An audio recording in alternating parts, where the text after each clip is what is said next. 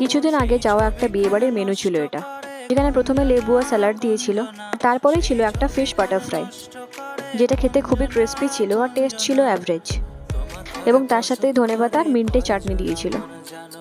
আর তারপরে এসে গেছিল কুলচা। কুলচাটাও যথেষ্ট সফট ছিল এবং তার সাথে ছিল বাটার মাশরুম। এতে করে একটাই লাভ হয়েছিল, যেখানে ভেজ ননভেজ সবাই খেতে পেরেছিল। আর তারপরে এসেছিল সাদা ভাত আর বাটার পনির, এটাও ভেজ ননভেজ দুটোরই কাজ করেছিল।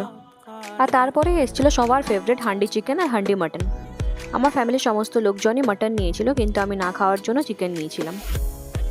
চিকেনটা সত্যিই ভালো খেতে ছিল। চিকেনের পিসগুলো ছিল খুবই ভালো, খুব একটা গ্রেভি গ্রেভি ছিল না, অনেকটাই কষা মাংসের মতো হয়েছিল। মাখো মাখোর জন্য বেশি খেতে ভালো লাগছিল।